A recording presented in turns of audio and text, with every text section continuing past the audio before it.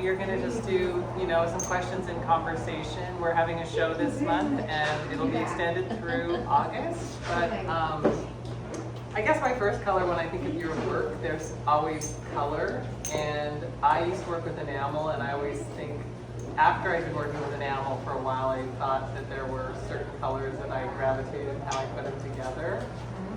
And what is your process of how do you pick colors and the combinations? Because your work is so colorful, and this show is called Brightside. Right. Yeah. It's very bright.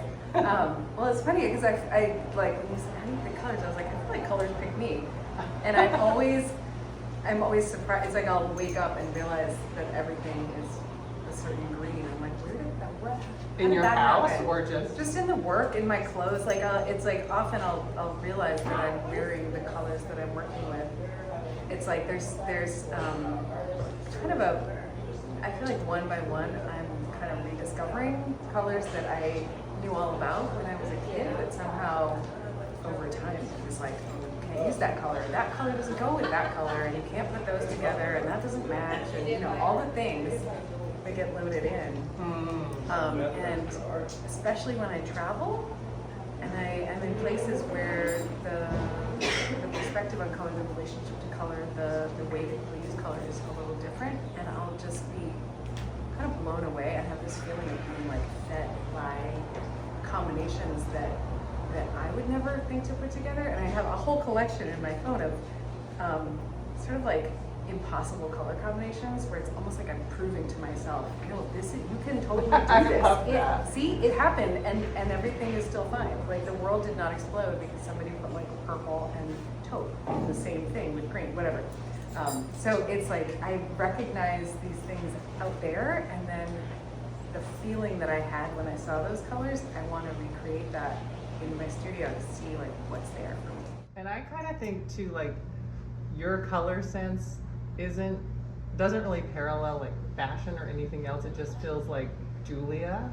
Like it's just like where I'm at. Yeah. And I find myself there, by surprise. I don't know where this came from. It's like neon red, and I think that the neon red just needed a balancer, so this aqua kind of came in, and it's suddenly I'm just like, I have to put that on everything.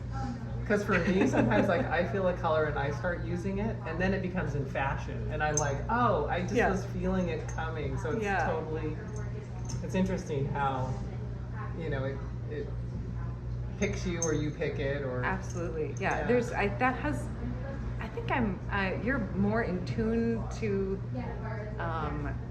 kind of the world of textile and fashion than I am. Like I think that it makes so much sense that you would see things coming in that way, and I feel like for me it's more I feel like I'm connected more to objects like buildings and things that are not necessarily intended as things to visually appreciate, but just sort of like impulses that come together in the world that I observe, and I'm like, there's something to that. I don't know anything really about your sculpture work. Do you want to talk about that at all? It's really kind of, I mean, I was trained as a metalsmith, trained in jewelry, but in grad school, I actually had, I think in my MFA show had only one piece of jewelry in it, which is weird to think about now, given that I went through a whole jewelry program. But it was wall pieces and sculptures and all these things that I was exploring at the time. And then when I got out of school, jewelry was partly because of scale, and also because that's what I was teaching, and in terms of equipment and just marketability, it was sort of like that things sort of converged, so that's what I was doing for a while. And recently it's kind of opened back up, and it's like this is in some ways familiar territory because it's where I started, but I haven't been here in 20 years. Like it's been so long. And so the jewelry and the objects are really, and the drawings, they're so connected.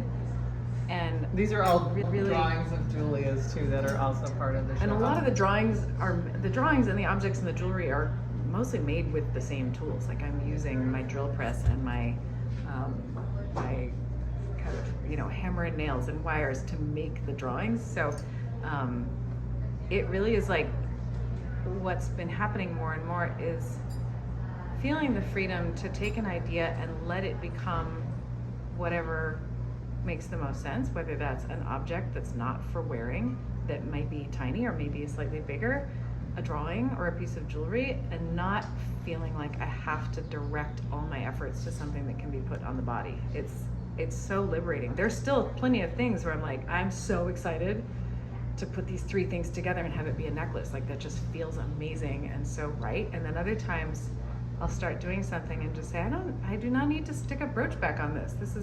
I can just not do that. You are so prolific. And it's like, so and it's so much fun to be able to let something drift in whatever direction it wants. And the way that I'm working right now is I'll start an object and it will lead me to a drawing, and the drawing will make me think about something for jewelry, and the jewelry will trigger a drawing, and that will trigger an object. So it's really fun. I'm having so much fun. She's about ready to go away on a residency in Iceland. Mm-hmm. And do you want to tell us about that? What you know? What I know, which is not very much. I've actually intentionally not asked very many questions, so I don't really even know what's there. But I will be in the very far north of Iceland on a giant farm that is, I believe, full of Icelandic horses, which I'm so excited about. And I don't know how much interaction I get to have with the horses, but I hope it's a lot.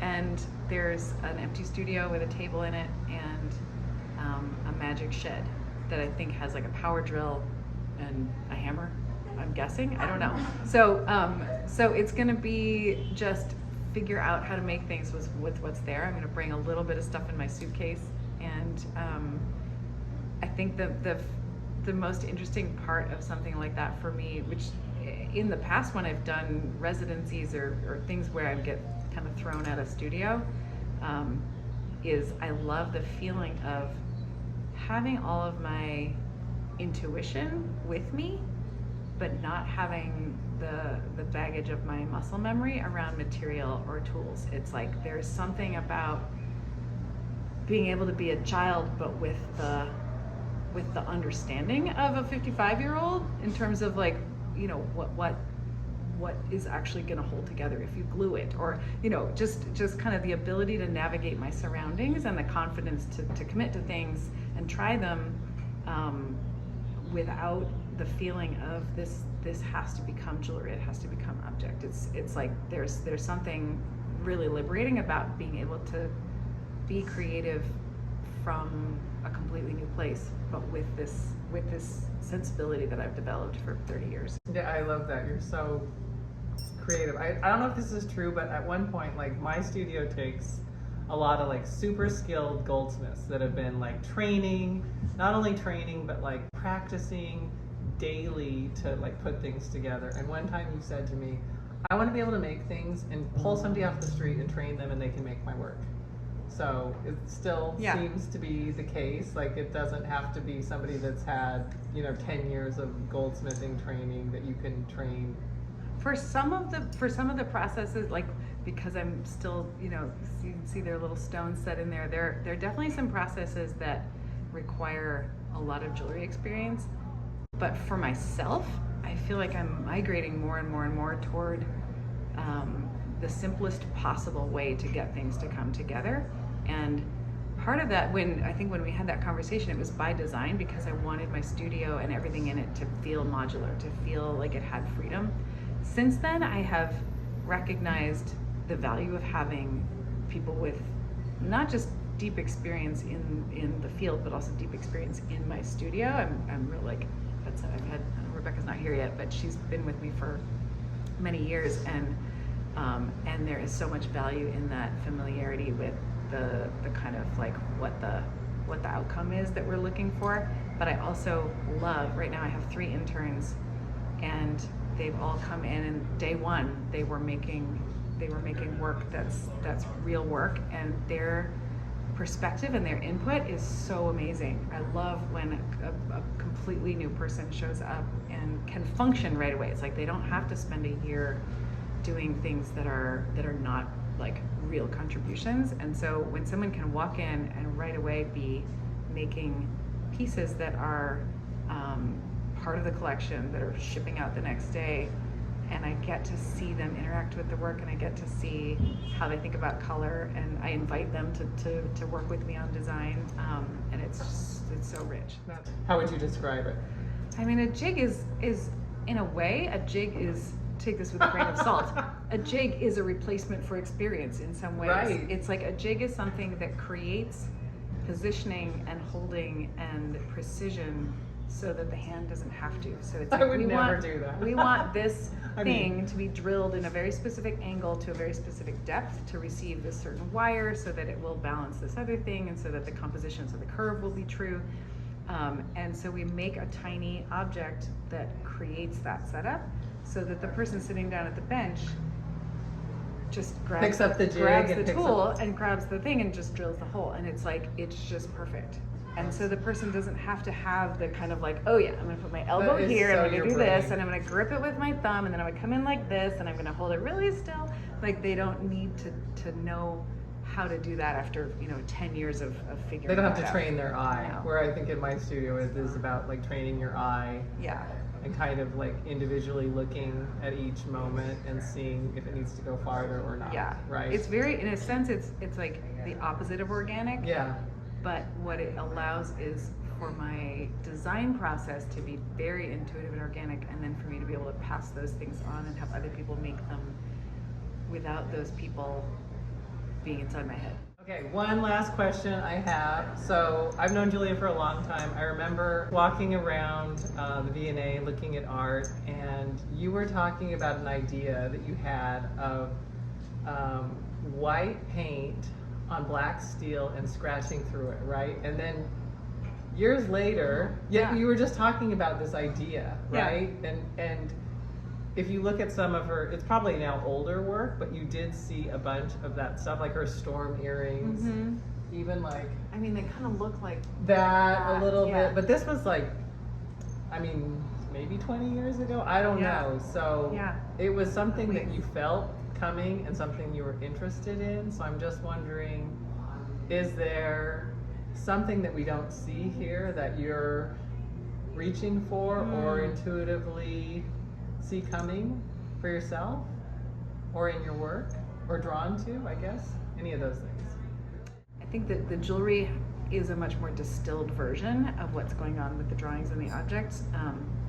But the way that these drawings are in conversation with each other is kind of what's giving me energy right now. Being able to go from something very kind of rigid, orthogonal, very kind of organized, very particular, to something that is literally comes from kind of throwing paint at something. For me to be able to go between those and make sense of them and sometimes combine them, it's not so much that I'm seeing a certain image in my head, but there's a feeling of being in dialogue and almost being on the same side of the process as viewers. Like, I want to be surprised as much as anybody by what happens. But yet it turns into like a Julia language. Yeah. It feels like a language. Yeah. Is what I don't know.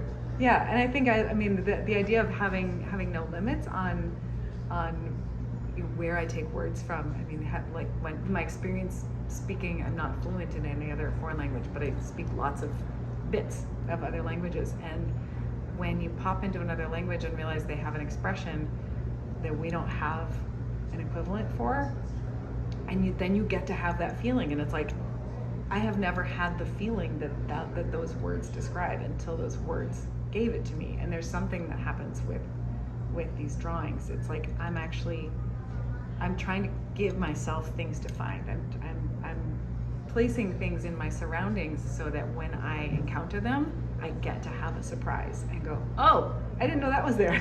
She's inspired by her own work. I mean, why else make it? Yeah, exactly. So I heard this one's a self-portrait. Yes. Is it? Yeah. What's this little area? Those are my art supplies. Oh, and what's that little area? This is the instructions. Instructions? Yeah, it's called Me Machine. Me machine, okay. This is the storage tank. No, this is the storage tank. This is the fabrication, the sort of processing area. Oh, right. And this is the fuel. This The is like the wood pile. The wood pile. That's the. It's like the fuel that you put into the machine. Oh, there's a little tiny stone right there. Yeah. How cute. It's a tiny spit out. Anyway, her show is up for the month, this month, and then we always show Julia's work. It's here all the time, and right now there's a lot of really nice one-of-a-kind pieces, her sculptures, and her drawings. So, Thanks for being yeah. here. Thanks Yeah. for coming. Thanks, April. Yeah.